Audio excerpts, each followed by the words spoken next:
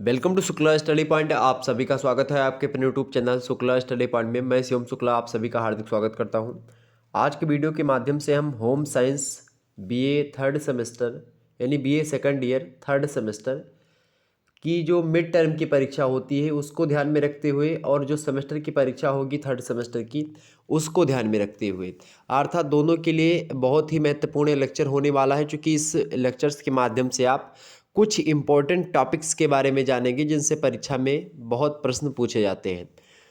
और mid term की परीक्षा में खास करके यहीं से प्रश्न आने वाले हैं पेपर 1 और पेपर 2 दोनों को लेकर के, यानी कि आपका चाहे एडवांस न्यूट्रिशन वाला पार्ट हो चाहे ह्यूमन डेवलपमेंट वाला पार्ट हो, दोनों का ये वीडियो कवर कर देगा।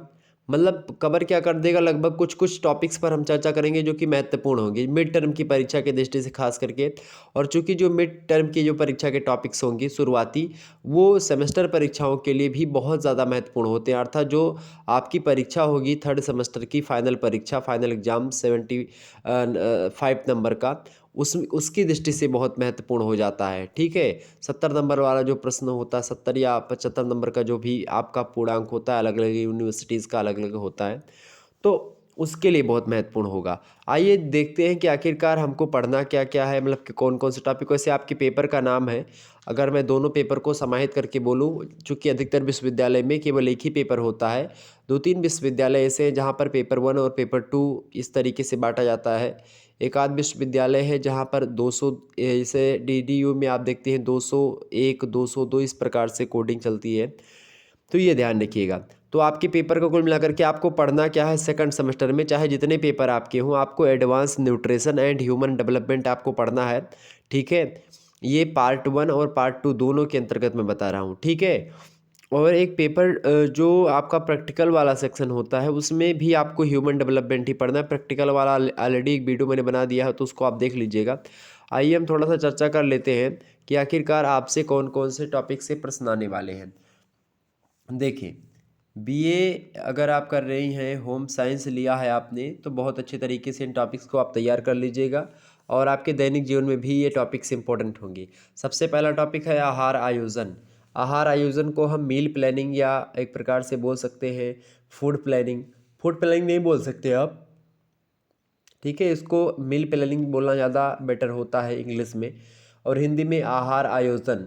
ठीक है, आयोजन माने क्या होता है, प्लानिंग, नियोजन, यानी कि एक प्रकार से आहार कैसे कैसे क्या क्या चीज़ों को ध्यान में रख के हमको करनी चाहिए, इसके बारे में। आहार आयोजन की परिभाषा अर्थ इसको जानने के लिए तो खास करके आपको पता होगा कि आहार किसे कहते हैं।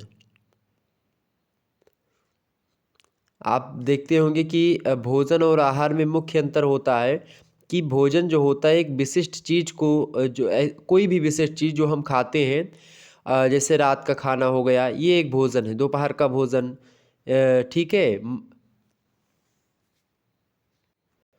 तो ये सब क्या है, एक भोजन है। जैसे आप मछली खा लें या चिप्स खा लें, तो ये सब क्या है, एक भोजन है। आप दाल चावल खा लें, एक भोजन है। लेकिन अगर इसी भोजन में आप देखते हैं, अगर इसी भोजन को आप नियमित तरीके से खाते हैं, सब कुछ नियमित तरीके से खाते हैं, कुछ भी खाना हुआ तो आप नियमित तरीके से खाते हैं, वज़न घटाने की भोजन योजना का वर्णन करने के लिए आहार का मतलब आहार का भी उपयोग किया जा सकता है। यानी कुल मिलाकर के जब आप उसी भोजन को एक प्लानिंग के तहत किसी उद्देश्य की पूर्ति के लिए करते हैं, अपने आप को स्वस्थ रखने के लिए एक प्रकार से भोजन की एक प्लानिंग से फिट करते हैं, तो वो आहार हो जाता है। जब आप क्या करते हैं, नियमित तरीके से हर एक चीज़ करते हैं, तो वो आहार बोला जाता है। और वैसे आपने कुछ भी खा लिया इधर उधर का, या जब जी इच्छा, मतलब कि कुछ दिन चिप्स खा लिया, किसी दिन वो खा लिया, किसी दिन मटर पनीर, किसी दिन क्या खा, मतलब कोई प्लानिंग नहीं है, वैसे आप चल रहा है, तो क्या हो जाएगा, वो आपका आहार हो जाएगा। तो आहार और भोजन में थोड़ा सा डिफरेंस आपको पता हुआ। वैसे इसको लेकर के एक जो है बोर्ड पर, वाइट बोर्ड पर मैंने वीडियो ऑलरेडी बना रखा है, आप लोग देख लीजिएगा उसको। उसमें मैंने विस्तार से आहार आयोजन के बारे में बता दिया है। आहार आयोजन का बहुत महत्व है। संतुलित भोजन की प्राप्ति होती है, इससे हमें समय, शक्ति और धन की बचत होती है। आहार में भिन्नता, यानी कि आप देखते हैं कि शाम को और दिन में और इस प्रकार से कब कौन सा भोजन करना चाहिए, इसके बारे में जानकारी मिलती है। भोजन आकर्षक और स्वादिष्ट बनाना चाहिए, इसके बारे में जानकारी मिलती है गृहिणियों को। इसके अलावा जो है व्यक्तिगत रुचियों का ध्यान रखा जाना चाहिए भोजन बनाते समय। खाद्य बजट पर भी नियंत्रण रखा जाना चाहिए। बचे हुए खाद्य पदार्थों का सदुपयोग करना चाहिए। तमाम सारे ये महत्व हैं। लाभ भी बहुत सारे हैं, चूँकि आप सभी को पता होगा बहुत सारे लाभ हैं। आहार आयोजन के उस लाभ के बारे में मैंने विस्तार से चर्चा कर दिया। उस चैप्टर नंबर 1 में आप देख लीजिएगा उसको। क्योंकि आप सभी को पता होगा कि परिवार के हर एक सदस्य को उसके शरीर की मांग के अनुसार संतुलित आहार की पूर्ति करना, जिससे वे शारीरिक और उसकी मानसिक रूप से उसकी दक्षता बनी रहे, वह स्वस्थ रह सके। तो इसके लिए ज़रूरी है आहार आयोजन, ये लाभ करता है। इसके अलावा कम से कम समय में आप देखते हैं अधिक काम किया जाता है। मतलब कि किसी चीज़ की आप प्लानिंग के तहत अगर कोई काम करते हैं तो वो एक प्रकार से पूर्ण योजना के कारण से क्या होता है कि शक्ति की बचत होती है। तीसरा लाभ इसका ये है कि आहार आयोजन से धन की बचत होती है। खाद्य बजट बहुत अच्छे तरीके से व्यवस्थित किया जा सकता है। तो इससे कई सारे लाभ होते हैं। इसके अलावा आप सभी को पता होगा कि परिवार में प्रत्येक सदस्य की रुचि का ध्यान रखा जा सकता है। भोजन का स्वाद कैसा हो, उसका रंग रूप कैसा हो, पकाने की तमाम सारी विधियां हैं, उनमें भिन्नता स्थापित मतलब कि भिन्नता का प्रयोग करके अच्छे से अच्छे भोजन को बनाया जा सकता है। भोजन खास करके अगला इसका लाभ ये है कि भोज्य पदार्थों का दोहराव नहीं होता है। इससे भोजन में उदासीनता नहीं आती है कि मतलब कि सोमवार को ये बनेगा, मंगलवार को ये, बुधवार को ये, इस प्रकार से बदल बदल करके खाना चाहिए। ठीक है। और इसके अलावा जिन परिवारों में घी, दूध, दही, अंडा इत्यादि भोज्य पदार्थ आर्थिक विपन्नता के कारण से नहीं खरीदे जा सकते हैं, वहाँ आहार नियोजन के द्वारा विटामिन और खनिज लवणों की पूर्ति बड़े सस्ते फल और सब्जियों से हम कर सकते हैं। जैसे पालक खरीद के लें या बथुआ का साग खा लें, गाजर हो गया, मूली, पपीता, लौकी, ये सब आप खरीद करके आहार आयोजन में अपने शामिल कर सकती हैं। ठीक। इसके अलावा बहुत सारी चीज़ें होती हैं। और विशेष विकास अवस्था से गुजरने वाले परिवार के सदस्यों के लिए, जैसे कि कोई महिला है गर्भावस्था के दौरान है तो उसको क्या क्या खाना चाहिए। ठीक है। धात्री अवस्था यानी बच्चे को दूध पिला रही है, स्तनपान करा रही है, तो एक प्रकार से उसके लिए अलग से भोजन प्लानिंग होती है। ठीक है। किशोरावस्था के दौरान जब आप देखते हैं बच्चे बहुत ज़्यादा काम करते हैं, चाहे वो पढ़ाई लिखाई की बात हो, चाहे और भी कुछ, जो उस समय चूँकि किशोरावस्था में बच्चों का एक दिमाग भी बहुत इधर उधर भटकता है, तो उन सभी चीज़ों में आप देखते हैं किस प्रकार का भोजन करना चाहिए।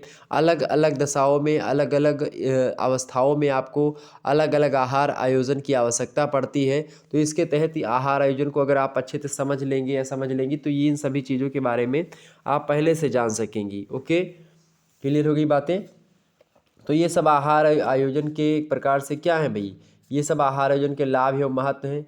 मैंने सारी चीज़ों को आपको बताया। तो एक प्रकार से आप देखते हैं कि ये सारी चीज़ें होनी आवश्यक हैं। ठीक है। आगे बढ़ते हैं और भी चीज़ों को जानने का प्रयास करते हैं। आहार आयोजन को प्रभावित करने वाले तत्व आपसे एक कारक पूछता है तो कई सारे कारक होते हैं, जैसे कि आयु आपकी कितनी है उसके हिसाब से, तो ये डिपेंड करता है। इसके अलावा लिंग यानी कि आप महिला हो या पुरुष हो, ये डिपेंड करता है। जलवायु कैसी, ठंडे प्रदेश में रह रहे हो या गर्म प्रदेश में रह रहे हो, इसके हिसाब से भी आहार आयोजन में डिफरेंस पैदा होता है। इसके अलावा स्वास्थ्य आपका कैसा है। ठीक। इसके अलावा क्रियाशीलता, आप कितना काम करते हो। ठीक। इसके अलावा कुछ विशिष्ट शारीरिक अवस्थाएं होती हैं, जैसे गर्भावस्था, धात्री अवस्था, ऑपरेशन के बाद, दुर्घटना के बाद। तो इन सभी पौष्टिक तत्वों की जो मांग होती है वो साधारण अवस्था के तहत बढ़ जाती है। तो उसके लिए एक प्रकार से जानकारी हो पाना गर्भावस्था के दौरान, तो ये तमाम सारी चीज़ें हैं। आहार आयोजन की उपयोगिता भी बहुत सारी चीज़ों में है, चूँकि खास करके आप देखते हैं कि आहार में विविधता के को लेकर के हो, खाद्य बजट पर नियंत्रण रखने के लिए, व्यक्तिगत रुचियों को ध्यान रखने के लिए, संतुलित भोजन की प्राप्ति करने के लिए, आकर्षक और स्वादिष्ट भोजन बनाने के लिए, बचे हुए खाद्य पदार्थों का उपयोग करने के लिए, समय तथा धन की बचत करने के लिए, ईंधन की बचत करने के लिए हमको आहार आयोजन की उपयोगिता होती है।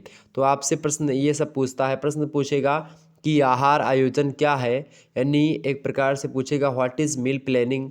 आहार आयोजन के सिद्धांत को समझाइए, यानी कि explain the principles of meal planning. Principles जो है उसको वो क्या है भाई, आहार आयोजन के प्रिंसिपल्स क्या हैं, आपसे पूछ सकता है कि आहार आयोजन का जो प्रिंसिपल्स है, सिद्धांत है, कौन कौन से सिद्धांत है भाई।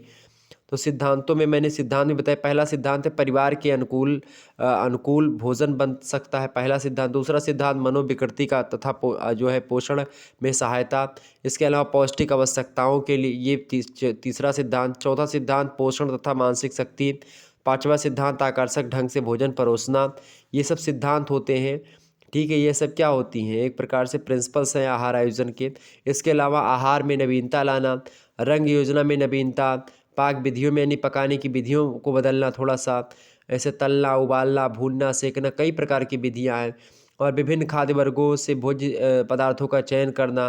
जैसे सुबह में आप देखते हैं नाश्ते में कोई व्यक्ति दूध, पनीर या सैंडविच और दूध की जो है पुडिंग ले ले। इसके विपरीत वह व्यक्ति विभिन्न समूहों से चुनाव करके दूध के साथ सब्जियों का सैंडविच और कोई फल ले लेता है। तो अलग अलग तरीके से ये इससे स्वाद और पौष्टिकता दोनों बढ़ते हैं, ठीक। इसके अलावा बनावट में नवीनता होनी चाहिए, जैसे कि आप देखते हैं कभी कभी कुछ चीज़ बन जाए, जैसे कि आप देखते हैं जैसे सलाद और फल हो जाए, कुछ भोज्य पदार्थों में कुरकुरे मतलब कि उसके साथ मिल जाएं, या पापड़ चिप्स हो गए, तो ये सब एक प्रकार से होने चाहिए। इसके अलावा जो है और भी चीज़ें हैं, दाल वगैरह, ये सब स्वाद और सुगंध में नवीनता, ये भी एक प्रकार सिद्धांत के अंतर्गत आता है। इसके अलावा परिवार के बजट के अनुरूप चीज़ें सारी होनी चाहिए। इसके अलावा समय व धन व शक्ति की बचत करना, ये भी एक सिद्धांत है। इसके अलावा बची हुई खाद्य सामग्री का उपयोग कर लेना और तृप्तिदायकता। सबसे अच्छी बात है कि आहार आयोजन करते समय ये भी ध्यान रखना चाहिए कि तृप्तिदायक भोजन करने के बाद में लगे कि हाँ भाई मैंने भोजन किया है। तो ये प्रश्न आपसे यही सब बनते हैं, ज़्यादा कुछ बनने वाले। या प्रश्न आपसे पूछ सकता है कि आहार आयोजन को प्रभावित करने वाले कारकों का वर्णन कीजिए, या आपसे प्रश्न पूछ सकता है कि आहार आयोजन के नियम समझाते हुए इसमें विभिन्नता या भिन्नता कैसे लाई जा सकती है। कुछ इस प्रकार से प्रश्न पूछेगा, आसानी से आप कर पाएंगे इस वीडियो को देखने के बाद में। इसके अलावा आप एक बार उस वीडियो को, चैप्टर 1 वाली वीडियो को देख लीजिएगा। प्लेलिस्ट में हर एक सब्जेक्ट की मैंने प्लेलिस्ट बना दी है, आप लोग देख लीजिएगा। हर एक सब्जेक्ट BA थर्ड सेमेस्टर की प्लेलिस्ट सेट हो चुकी है, आप लोग बड़े आसानी से चेक कर सकते हैं। इसके अलावा अगला पॉइंट है आपका संतुलित आहार एवं शैशवावस्था में पोषण। संतुलित आहार एवं शैशवावस्था में पोषण। संतुलित आहार के बारे में आप सभी को पता होगा। संतुलित आहार क्या है भाई, तो आपने आहार आयोजन समझा। संतुलित आहार को करने के लिए आप सभी को पता होगा आहार आयोजन का होना जरूरी है। संतुलित आहार किसे कहते हैं? संतुलित आहार की बारे में अगर बताऊं तो संतुलित आहार एक ऐसा भोजन होता है जिसमें सभी पौष्टिक तत्व जो होते हैं व्यक्ति की विशेष शारीरिक मांग, उसकी आयु, उसका वजन, उसकी क्रियाशीलता, उसकी अवस्था, इन सभी के अनुसार उचित मात्रा एवं अनुपात में मौजूद होता है। यानी कि इसको कहा था जो है C गोपालाग महोदय ने।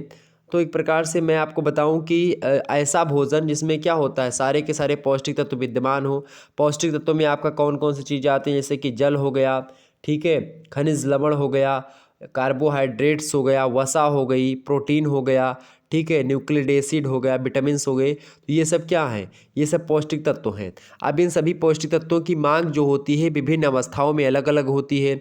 शरीर आपकी कैसी है उसके हिसाब से अलग अलग पौष्टिक तत्वों की आवश्यकता होती है। किसी को जो है एक प्रकार से खनिज लवणों की आवश्यकता है, किसी को जल की आवश्यकता, किसी को कार्बोहाइड्रेट्स की, किसी को वसा की, किसी को प्रोटीन्स की, किसी को विटामिन्स की आवश्यकता है। तो और आप एक प्रकार से आपकी आयु कितनी है उसके हिसाब से अलग अलग मांग होती है। आपका वज़न कितना उसके हिसाब से भी मतलब भोजन डिपेंड होता है, और क्रियाशीलता तो इन सभी के हिसाब से, इन सभी को ध्यान में रख करके जब हम आप भोजन करते हैं तो वही होता है संतुलित आहार, यानी जिसको अंग्रेजी में बैलेंस्ड भोजन कहते हैं, ठीक है, बैलेंस्ड डाइट, ठीक है, भोजन नहीं बैलेंस्ड डाइट यानी कि संतुलित आहार। तो खास करके यही चीज़ें होती हैं। तो यही सारी चीज़ें होनी। संतुलित आहार की कई सारी विशेषताएं होती हैं। पहली विशेषता लिखिएगा सभी लोग कि संतुलित आहार में व्यक्तिगत आवश्यकताओं के अनुसार पोषक तत्वों की मात्राएं सम्मिलित होनी चाहिए, पहली विशेषता। वैसे आपको बता दूं संतुलित आहार वाला वीडियो भी मैंने बना दिया, चैप्टर 2 वाला, आप उसको भी देख लीजिएगा, उसमें विस्तार से हमने चर्चा कर दी है। दूसरी विशेषता ये है कि संतुलित आहार में सभी पोषक तत्वों को स्थान मिलना चाहिए। तीसरी बात कि संतुलित आहार ऐसा होना चाहिए कि विशेष पोषक तत्व साथ साथ हों, जैसे प्रोटीन, वसा का प्रोटीन, कार्बोहाइड्रेट्स, ये सब, ठीक है, इस विटामिन्स, ये सब। इसके अलावा संतुलित आहार में सभी पोषक तत्व उचित अनुपात में होने चाहिए। इसके अलावा आहार उचित मात्रा में ऊर्जा प्रदान करने वाला होना चाहिए शरीर में। इसके अलावा शरीर में एकत्रित होने वाले पोषक तत्वों की मात्रा आहार में अधिक होनी चाहिए। इसके अलावा संतुलित आहार में सभी भोज्य समूहों से भोज्य पदार्थ सम्मिलित होने चाहिए। इसके अलावा भोजन जो होना चाहिए आकर्षक होना चाहिए, सुगंधित होना चाहिए, स्वादिष्ट होना चाहिए और रुचिकर होना चाहिए, ताकि रुचिकर माने एक प्रकार से कि मतलब जो पसंदीदा भोजन हो वो स्वादिष्ट माने अच्छा लगे, सुगंधित माने महकता हुआ, आकर्षक माने देखने में भी अच्छा लगे, यानी इस प्रकार का। तो ये सब संतुलित आहार माने क्या होता है, सभी चीज़ों चीज़ों को ध्यान में, संतुलित आहार करते समय या संतुलित आहार की प्लानिंग करते समय इन चीज़ों का ध्यान रखना चाहिए। संतुलित आहार का महत्व ये है कि शरीर को पोषण तत्व प्रदान करना, ये शरीर के मतलब कि संतुलित आहार का महत्व होता है। ठीक, कार्बोहाइड्रेट्स, वसा, प्रोटीन, खनिज लवण, विटामिन्स, जल, इन सब की पर्याप्त और समुचित मात्रा में प्राप्त करना मनुष्य का ये संतुलित आहार के तहत ही हो पाता है। इसके अलावा दूसरा इसका महत्व है, शरीर निर्माण तथा बुद्धि के लिए आवश्यक होता है संतुलित आहार। ठीक, तीसरा इसका ये महत्व है कि शारीरिक क्रियाओं का सुचारू संचालन करने में बहुत अच्छे तरीके से संतुलित आहार मदद करता है। ठीक है, जैसे आप देखते हैं बिजली के किसी यंत्र को चलाने के लिए बिजली की ज़रूरत पड़ती है किसी चीज़ को। ठीक है, उसी प्रकार शरीर की गतिविधियों को जैसे सही चलती रहे, अच्छे तरीके से चलती रहे, तो इसको पर्याप्त मात्रा में ऊर्जा की आवश्यकता होती है और ये ऊर्जा तभी मिलेगी जब हम संतुलित आहार करेंगे। इसके अलावा शरीर की सुरक्षा के लिए संतुलित आहार करना ज़रूरी है। इसके अलावा चूँकि आप देखते हैं कि रोग प्रतिरोधक क्षमता का विकास, ये जो पोषक तत्व होते हैं यही हमारे शरीर में करते हैं, जिसके तहत हमें इससे रोगों की रक्षा होती है हमारे शरीर की। इसके अलावा इसका अगला महत्व है पांचवा, कि धातु निर्माण के लिए आवश्यक है ये। 7 धातु आप सभी को पता होगा शरीर में होते हैं। पहला होता है रस, दूसरा होता है रक्त, तीसरा होता है मांस, चौथा होता है मेद और पांचवा होता है अस्थि और छठवा होता है मज्जा और सातवां होता है शुक्र। ये एक प्रकार से 7 धातु होते हैं शरीर के में, तो धातु निर्माण के लिए आवश्यक है संतुलित आहार। इसके अलावा इसका महत्व ये है कि शक्ति और ऊर्जा के निर्माण के लिए भी आवश्यक है संतुलित आहार। समग्र स्वास्थ्य की दृष्टि से भी आवश्यक है। ठीक है, संतुलित आहार। तो इस संतुलित आहार के कुछ महत्व थे जो मैंने आपको बता दिया। ओके, इसके आप पूछेगा एग्जाम में पूछ सकता है कि संतुलित आहार के प्रमुख घटक बताएं। तो प्रमुख घटकों में जैसे जल हो गया प्रमुख घटक संतुलित आहार का, खनिज लवण हो गया, खनिज लवण आप सभी को पता होगा, गंधक, calcium, phosphorus, sodium, potassium, chlorine, लौह, आयोडीन, मैग्नीज, मॉलिब्डेनम, तो ये सब हो गए। ठीक है, इसके अलावा आप देखते हैं अगला जो घटक है तीसरा, वो है कार्बोहाइड्रेट्स। ठीक है, कार्बोहाइड्रेट्स क्या करता है, जीवों में ऊर्जा का स्रोत होता है। श्वसन के समय ग्लूकोज के टूटने से ऊर्जा उत्पन्न मतलब पैदा करता है, ये कई सारी चीज़ें होती है। और स्तन ग्रंथियों में ग्लूकोज व ग्लैक्टोज दूध की लैक्टोज शर्करा बनाते हैं। मांड तथा ग्लाइकोजन के रूप में कार्बोहाइड्रेट्स का शरीर में संग्रह किया जाता है, तो इससे संचित ईंधन कहते हैं। तो कुल मिलाकर के याद ग्लाइकोजन को, तो इस प्रकार से कार्बोहाइड्रेट से एक प्रकार से ऊर्जा प्रदान करने का काम करता है। इसके अलावा वसा भी एक घटक है इसका संतुलित आहार का। ठीक, वसा के भी कार्य है कि ये शरीर को ऊर्जा प्रदान करता है और भोजन का महत्वपूर्ण घटक है। इसके अलावा विटामिन ए, डी और ई के लिए विलायक का कार्य करता है ये वसा। इसके अलावा प्रोटीन्स जो होते हैं आप सभी को पता होगा कि ये प्रोटीन्स जो होते हैं एंजाइम और हार्मोन्स के रूप में कार्य करते हैं। ठीक है, रुधिर में पाए जाने वाले थाम्ब्रिन और लिब्रिनोजिन प्रोटीन चोट लगने पर रुधिर का थक्का बनने में सहायक होते हैं। तो इस प्रकार से प्रोटीन के भी कार्य हैं। न्यूक्लिक एसिड भी एक प्रकार से इसके घटक है। ठीक है, इसके अलावा आप देखते हैं जो है विटामिन्स की आवश्यकता होती है। विटामिन्स जो होती हैं ये क्या करती है, ऊर्जा हमारे शरीर में प्रदान नहीं करती। विटामिन्स ऊर्जा नहीं देती हैं। विटामिन जो होती हैं सभी ऊर्जा संबंधी रासायनिक क्रियाओं पर नियंत्रण रखती हैं। ठीक, और ख़ास करके विटामिन्स की कमी अगर हो जाती है तो हमारे शरीर में रोगों की एक प्रकार से वो बढ़ जाती है मात्रा। ठीक, और संतुलित आहार को प्रभावित करने वाले जो कारक हैं उनमें भी आपका जैसे लिंग की कौन सा, आप महिला हैं पुरुष हैं, ये प्रभावित करता है। आयु, आपकी एज कितनी है, वो शारीरिक क्रियाशीलता आपकी कितनी, फिजिकल एक्टिविटी कितनी है, आप कैसे व्यक्ति हैं। ठीक है, इसके अलावा स्वास्थ्य आपका कैसा है ये भी डिपेंड करता है संतुलित आहार को सेट करने में। जलवायु और मौसम कैसा है, विशिष्ट शारीरिक अवस्था कैसी है, जैसे धात्री अवस्था, गर्भावस्था, ये सब। तो इन सब में अलग अलग भोजन की आवश्यकता होती है। संतुलित आहार के बारे में आपसे प्रश्न बनता है कि संतुलित आहार क्या है।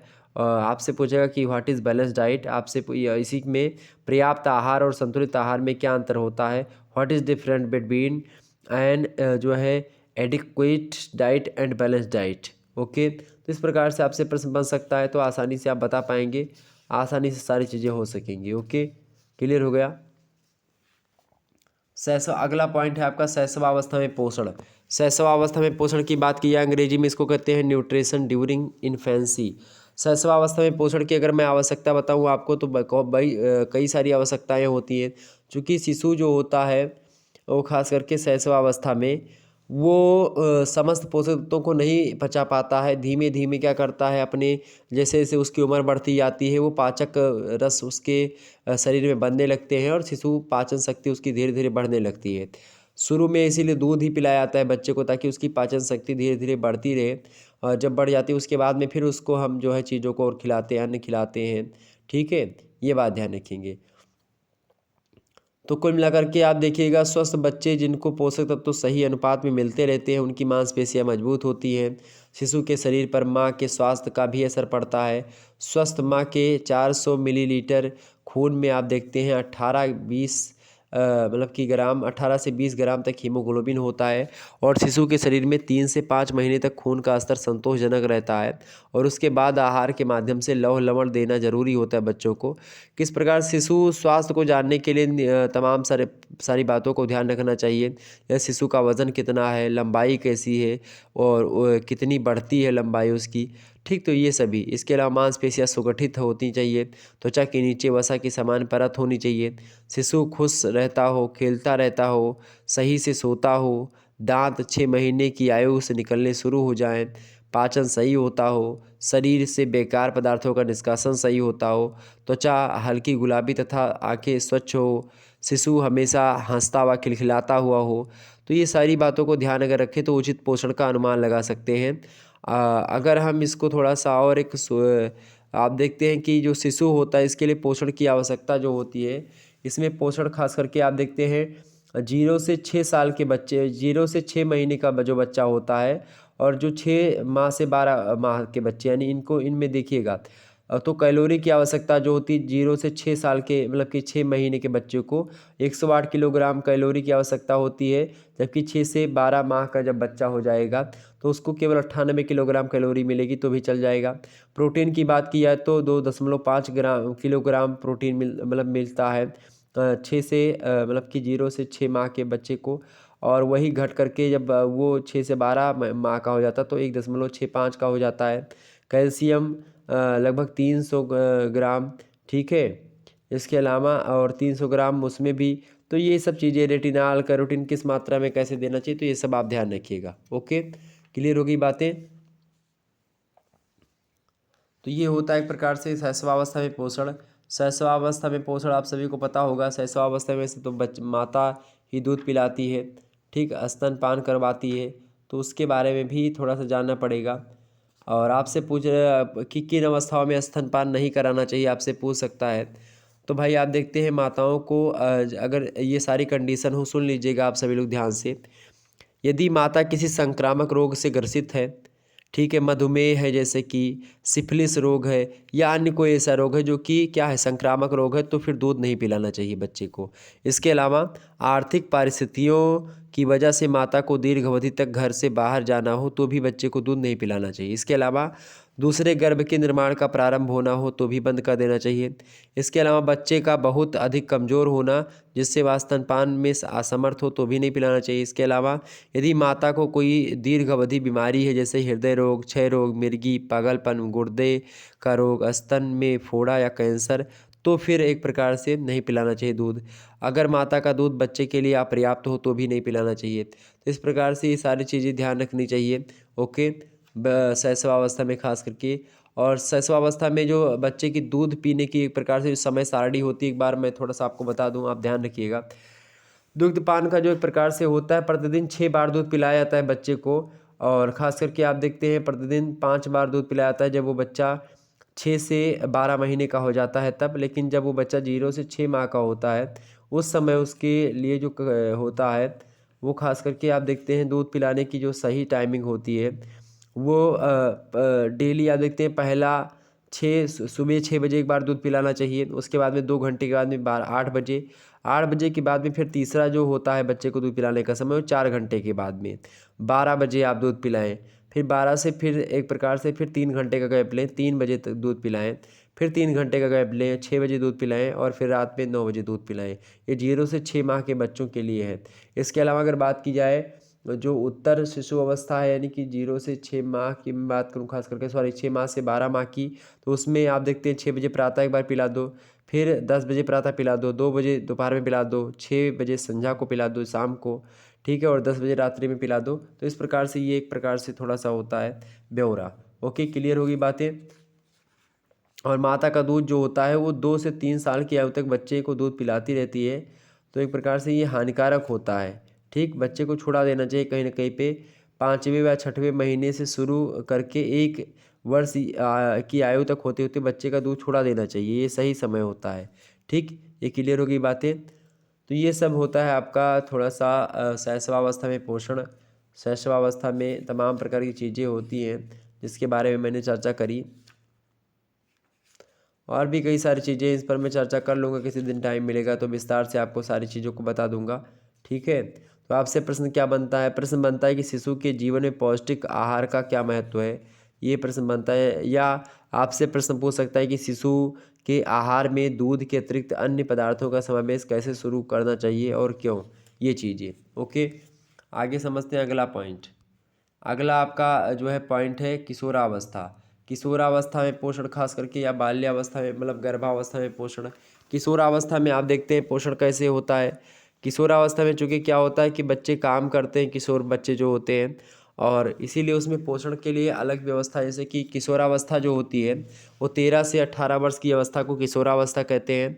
यह अवस्था जो होती परिवर्तन की अवस्था होती है, इसको एडोलसेंस भी कहते हैं अंग्रेजी भाषा में।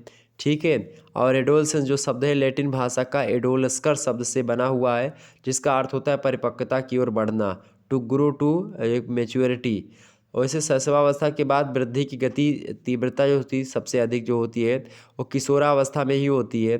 लड़कियों में 11 से 14 वर्ष के बीच में तथा लड़कों में 13 से 16 वर्ष के बीच में आप देखते हैं वृद्धि की गति जो होती है सबसे अधिक देखी जाती है।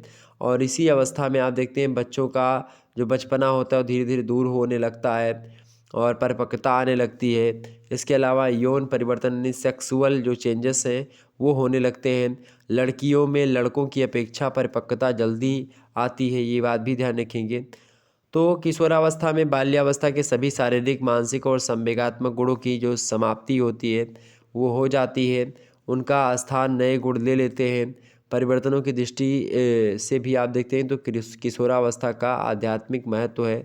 तो किशोरावस्था जो एक प्रकार से, इसमें भोजन की अगर मैं बात करूं, किशोरावस्था में भोजन की, तो किशोरावस्था में भोजन कई प्रकार से आपके भोजन की जो एक प्रकार से कई सारे पौष्टिक तत्वों की मांग होती है। किशोरावस्था में कैलोरी की मांग होती है, क्योंकि किशोरावस्था में कैलोरी की मांग बढ़ जाती है, क्योंकि इस अवस्था में क्या होता है कि बालक बालिकाओं के शारीरिक वजन, लंबाई, क्रियाशीलता और आधारीय जो उपापचय की जो दर होती है उसमें वृद्धि होती है। और किशोरों की रुचि व्यायाम, खेल, साइकिलिंग, तैरना ये सब भी करते हैं, चूँकि इससे क्या होता है शारीरिक मांग मतलब कि शरीर से भी मेहनत करते हैं, दिमाग भी से मेहनत करते हैं। और जो किशोरियाँ होती हैं वो कैलोरी मांग उनकी भी बढ़ जाती है। ICMR के भोज विशेषज्ञों ने 13 से 15 वर्ष के बालकों के लिए 2450 किलो कैलोरी तथा 13 से 18 वर्ष की बालिकाओं के लिए 2060 किलो कैलोरी और दैनिक ऊर्जा की प्रस्तावना की है। तो ये कैलोरी के बारे में। वही किशोरावस्था में खास करके अगर पौष्टिक तत्वों में बात की जाए प्रोटीन की, तो किशोरावस्था में शारीरिक विकास अत्यंत तीव्र गति से होता है। मांसपेशियों का निर्माण, कोशिकाओं की टूट फूट की मरम्मत, नए कोशिकाओं एवं जो है तंतुओं का निर्माण, हार्मोन्स व एक प्रकार से मतलब हार्मोन्स का निर्माण होता है। तो कई सारे सब प्रोटीन की आवश्यकता इन सभी को बनने के लिए होनी चाहिए। तो ये सब प्रोटीन। इसके अलावा ICMR कहता है कि भोज विशेषज्ञ जो है ICMR के वो कहते हैं कि 13 से 15 वर्ष तथा 16 से 18 वर्ष के बालकों के लिए जो 13 से 15 साल के बालक हैं उनको 70 ग्राम, और जो एक प्रकार से 16 से 18 उनको 78 ग्राम प्रतिदिन प्रोटीन की आवश्यकता या आवश्यक मात्रा होनी चाहिए। तो ये एक प्रकार से ये किशोरा। वसा की मैं बात करूँ तो वसा से ऊर्जा मिलती है। किशोर किशोरियों को ऊर्जा प्राप्ति के लिए 22 ग्राम प्रतिदिन वसा की आवश्यकता होती है। और जो है अत्यधिक वसा के सेवन से मोटापा बढ़ने का डर बना रहता है, और जिसके कारण से हृदय रोग, उच्च रक्तचाप, मधुमेह ये तमाम प्रकार के रोगों की संभावना भी हो सकती है। ठीक, ये सब ध्यान रखिएगा। इसके अलावा कैल्शियम की, लोहा की, विटामिन A की, थायमीन की, राइबोफ्लेविन की, ठीक है, नियासिन की, विटामिन B12 की, विटामिन BC की, इन सभी चीज़ों की आवश्यकता होती है किशोरावस्था में। अगला है गर्भावस्था में। तो आप सभी को पता होगा और किशोरावस्था में क्या होता है, ये पोषक संबंधी तमाम सारी समस्याएं भी आती हैं। और किशोरावस्था के आहार आयोजन को ध्यान में रखते हुए कई सारी बातों का ध्यान रखना चाहिए। पहली बात तो ये कि किशोरों को स्वास्थ्यप्रद भोजन से संबंधित आदतें अपनानी चाहिए, क्योंकि गलत आदत मोटापा व हृदय रोग का कारण बन सकती है। इसके अलावा भोजन में ज़्यादा वसा तथा शर्करा के से सेवन बचना चाहिए। इसके अलावा किशोरों के आहार आयोजन करते समय सुबह के नाश्ते व दोपहर के भोजन के मध्य में व चाय के समय पौष्टिक अल्पाहार देना चाहिए थोड़ा सा, ये ध्यान रखिएगा। इसके अलावा दूध, हरी पत्तेदार सब्जियां, पीली सब्जियां, फल, सबूत अनाज जो होते सबूत अनाज यानी खड़े अनाज, इनका ज़्यादा महत्व करना चाहिए। लोकप्रिय तथा स्वीकार्य व्यंजनों में परिवर्तन लाकर उन्हें खास करके आप देखते हैं कि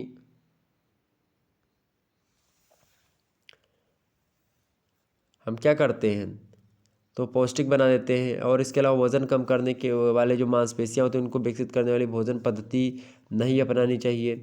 जंक फूड व जल्दी बनने वाले जो खाद्य पदार्थ हैं आहार आहार में सम्मिलित नहीं करना चाहिए। तो ये सब किशोरों के पोषक तत्वों के बारे में आप एक प्रकार से जब इनका हम पोषण कर रहे होते हैं तो उसमें ध्यान रखने वाली बात है। ठीक, ये ध्यान रखिएगा। इसके अलावा अगला है आपका गर्भावस्था में पोषण, ये भी आप ध्यान रखिएगा, गर्भावस्था में पोषण।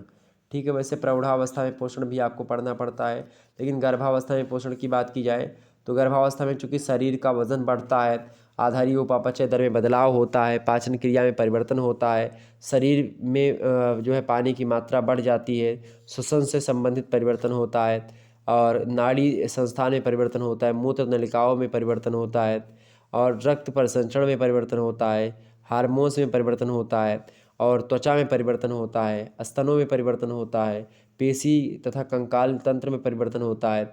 इसके अलावा योनि मार्ग, ग्रीवा व गर्भाशय में परिवर्तन होता है। तो इस प्रकार से कई सारे परिवर्तन होते हैं इस समय गर्भावस्था के दौरान। तो गर्भावस्था में पौष्टिक तत्वों की आवश्यकता, प्रोटीन, कैलोरी, खनिज तत्व, इन सभी की आवश्यकता होती है। आईसीएमआर के जो विशेषज्ञ हैं वो कहते हैं कि प्रतिदिन लगभग 10 ग्राम अतिरिक्त प्रोटीन लेनी चाहिए गर्भावस्था के दौरान। ठीक है, लगभग 910 ग्राम प्रोटीन की आवश्यकता चाहिए। कैलोरी की बात की जाए तो आईसीएमआर कहता है कि 300 कैलोरी ऊर्जा लेनी चाहिए, 1968 में बताया था। खनिज तत्वों की बात की जाए तो मिनरल्स में कैल्शियम आप देखते हैं, और भी तमाम सारे फास्फोरस हो गया, कैल्शियम हो गया, लोहे का शोषण ये सब बढ़ जाता है खास करके। इसके अलावा आप देखते हैं विटामिन्स हो गया, तो और भी तमाम सारी चीज़ें हैं। आहार आयोजन में एक प्रकार से तो ये सब चीज़ों को ध्यान रखना चाहिए धात्री अवस्था गर्भावस्था में। ठीक है, और आहार आयोजन करते समय कुछ सबसे महत्वपूर्ण सुझाव ये, पहली बात तो ये कि माता एवं भ्रूण के स्वास्थ्य के लिए शारीरिक निर्माणक संरक्षक खाद्यों को ऊर्जादायक खाद्यों की अपेक्षा आहार में प्रमुखता प्रदान की जाए। इसके अलावा जल को पर्याप्त मात्रा में लेना चाहिए इस समय जब गर्भावस्था चल रही है। उसके अलावा प्रेगनेंसी के दौरान भोजन में परिवर्तन तथा विविधता को ध्यान में रखना चाहिए, जिससे उचित पोषक तत्व आसानी से उनको मिल सके। इसके अलावा दैनिक आहार में तमाम सारे खाद्य पदार्थों को शामिल करना चाहिए, जैसे कि मौसम के अनुसार 6 से 8 गिलास पानी, दूध, दही, पनीर, दूध से निर्मित अन्य पदार्थ खाने चाहिए, विभिन्न अनाजों को मिला करके अथवा बदल करके खाना चाहिए। ठीक, कई सारी चीज़ें हैं। ओके,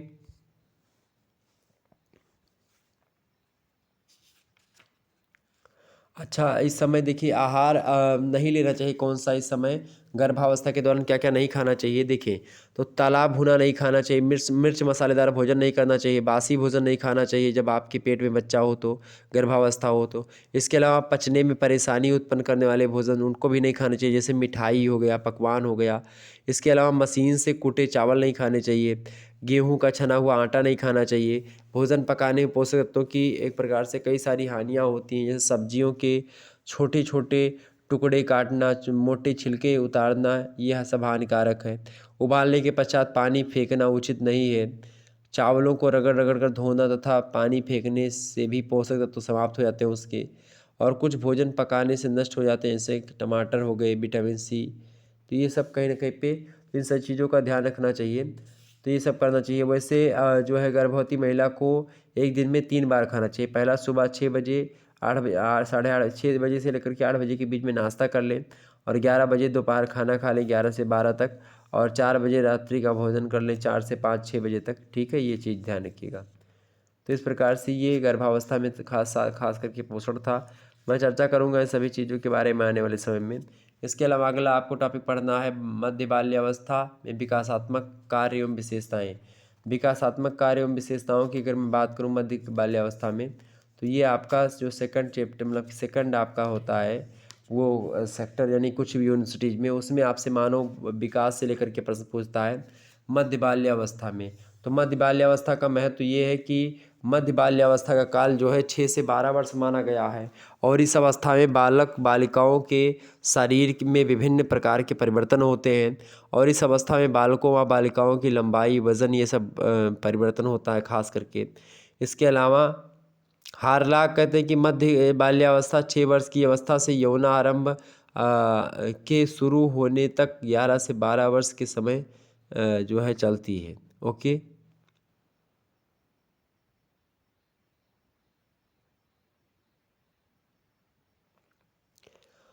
तो हारलाक महोदय ने बताया कि ये सारी चीज़ें क्या होती हैं, 11 से 12 वर्ष के मध्य में होती हैं। ठीक है।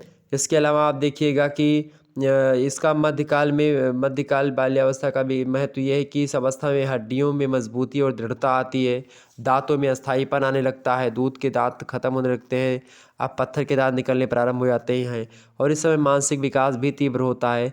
और मध्य बाल्यावस्था में आप देखते हैं कि बालकों के शब्दकोश भी बहुत अधिक बढ़ जाते हैं, और इस अवस्था में बालकों में आत्मनिर्भरता की खोज का विकास होने लगता है, और उनकी आदतों, रुचियों, मनोवृत्तियों और रहन सहन इत्यादि में तमाम प्रकार के मतलब अंतर दिखाई पड़ते हैं। मध्य बाल्यावस्था के विकासात्मक कार्यों की अगर मैं बात करूं तो पहला आप देखते हैं स्वयं के प्रति उचित दृष्टिकोण व मान्यता का निर्माण करना, पहला कार्य। दूसरा कार्य अपने हम उम्र साथियों के साथ समायोजित होना। तीसरा कार्य तर्क, चिंतन व समस्या समाधान से संबंधित क्षमताओं का विकास होना। ये तमाम प्रकार। इसके अलावा व्यक्तियों, वस्तुओं, विचारों और जो है प्रक्रियाओं के भी विकास में स्थूल व सूक्ष्म आधारों को विकसित करना। इसके अलावा आत्म चेतना, नैतिकता और मूल्यों का विकास होना। इसके अलावा शारीरिक और गामक कौशलों को अर्जित करना। इसके अलावा बहुत सारी चीज़ें हैं, जैसे कि समूह के प्रति भक्ति भाव व लगाव उत्पन्न होना। तो कई सारी चीज़ें हैं जो कहीं न कहीं पे क्या हैं, ये सब मध्य बाल्य अवस्था में के विकासात्मक कार्य जो मैंने आपको बताई। अब मध्य बाल्य अवस्था की जो विशेषताएँ हैं इसको थोड़ा सा जान लीजिएगा। विशेषता, पहली विशेषता की आरंभिक स्कूल की अवस्था।